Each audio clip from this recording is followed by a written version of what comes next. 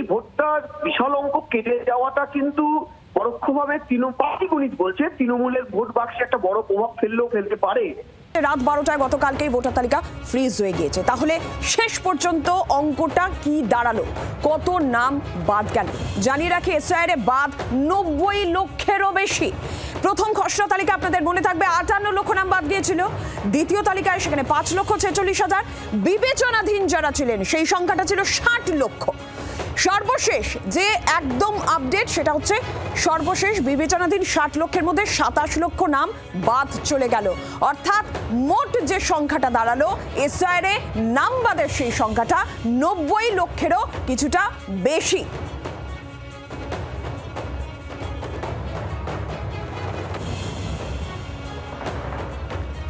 আমাদের তিন প্রতিনিধি এই মুহূর্তে রয়েছেন, প্রত্যেকের কাছেই যাব। অর্কদীপ্ত রয়েছেন, অনবাংশ নিয়েছেন এবং ভবানন্দ রয়েছেন আমাদের সঙ্গে। আমি প্রথমে অর্কদীপ্তর কাছে যাই। অর্কদীপ্ত, তাহলে শেষ পর্যন্ত যে সংখ্যাটা দাঁড়ালো 90 লক্ষের বেশি এসআইআর থেকে নাম বাদ গেল, একটু ইকুয়েশনটা, একটু অঙ্কটা বুঝবো।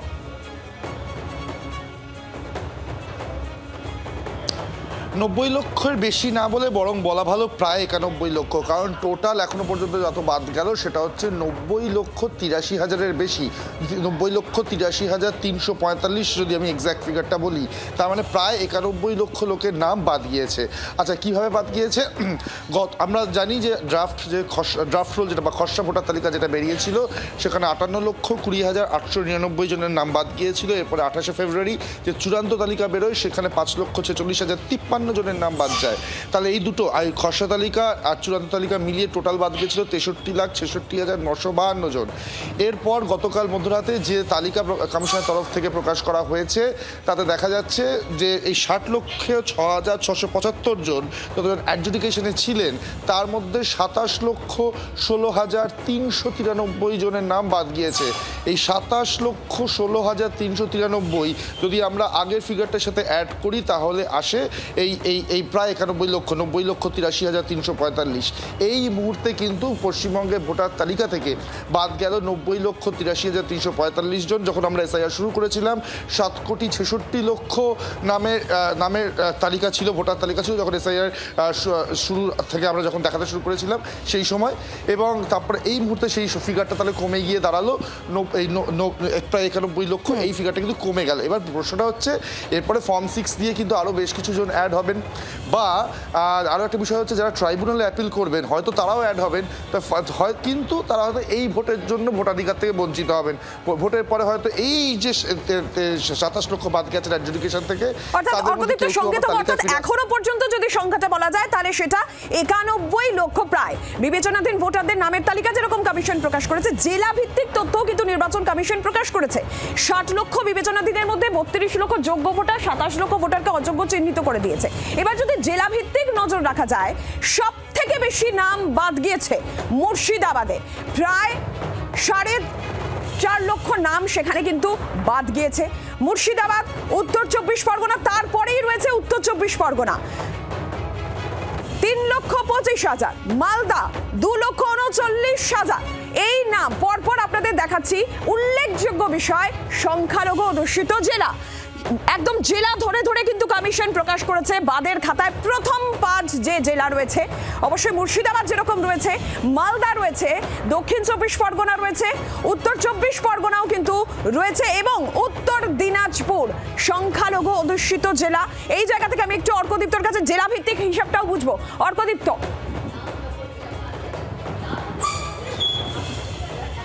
দেখো, আমরা জানি মুর্শিদাবাদে সব থেকে বেশি নাম অ্যাডজুডিকেশনের তালিকায় ছিল, প্রায় 11 লক্ষ নাম মুর্শিদাবাদে অ্যাডজুডিকেশনের তালিকায় ছিল।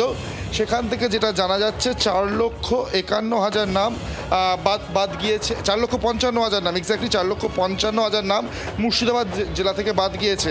এবং তারপরে দ্বিতীয় স্থানে রয়েছে উত্তর 24 পরগনা, যেখানে 3,25,000 নাম বাদ গিয়েছে। মালদা, সেখানে 2,39,000 নাম বাদ গিয়েছে। নদিয়াতে 2,08,000 নাম, দক্ষিণ 24 পরগনা 2,22,000 নাম।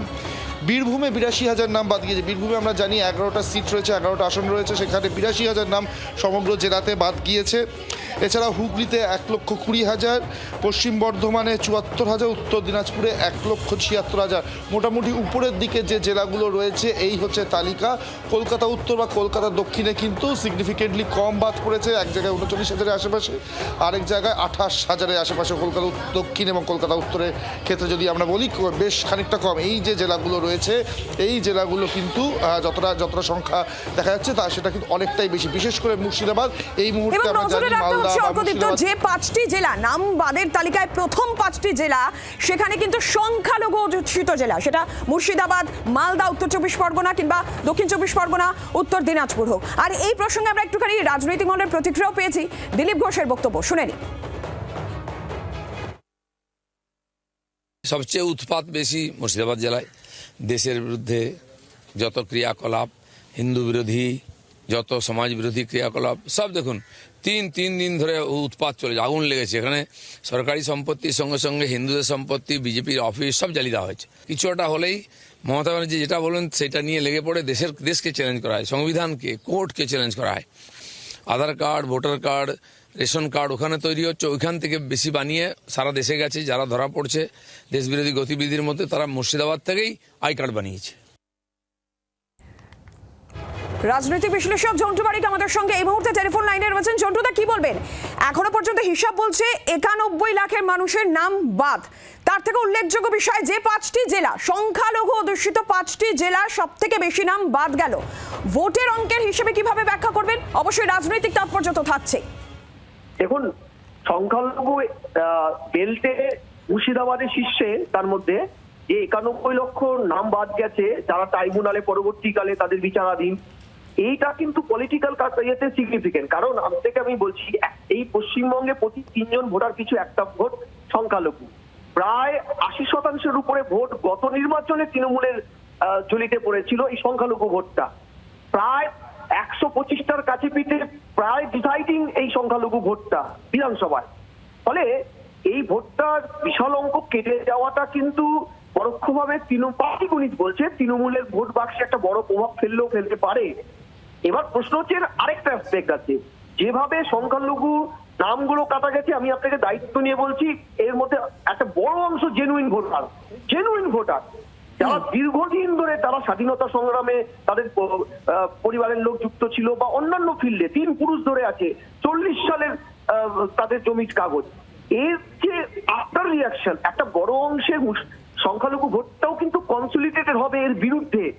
অর্থাৎ শুধু যে এক পেশে পাটিগণিতের অঙ্ক দেখলে এটা হবে না, এর একটা সোশ্যাল ইম্প্যাক্টও তৈরি হচ্ছে। এই সোশ্যাল ইম্প্যাক্টটা আবার এই বকলমে বিজেপি বা সেন্ট্রাল গভর্নমেন্টের বিরুদ্ধে না চলে যায়। ফলে এইটার কিন্তু দুটো ডুয়েল অ্যাসপেক্টই আছে। মোদ্দা কথা, পাটিগণিতের অঙ্কে 91 লক্ষ নাম কাটা যাওয়া, যেটা ট্রাইব্যুনালে মাননীয় সুপ্রিম কোর্ট বলেছে 13 তারিখ তারা আবার এটা নিয়ে বসবেন। আপাতত ফ্রিজ হয়ে গেছে পুরনো ভোটার লিস্টটা, এক্সিস্টিং, আমি ভুল না হলে এই লিস্টেই কিছুটা 1-2% হেরফের হয়ে হয়তো এটাই ভোটের ফাইনাল তালিকা। ফলে এই তালিকায় 91 লক্ষ নাম, তার মধ্যে 5টি সংখ্যালঘু জেলা সবচাইতে ভয়ানক অবস্থা। সংখ্যালঘু বেল্টের সবচাইতে বেশি, প্রতি 6 জন ভোটার পিছু নাম কাটা যাওয়া, ভোটার পিছু 2.5 জনের উপরেই সংখ্যালঘু নাম।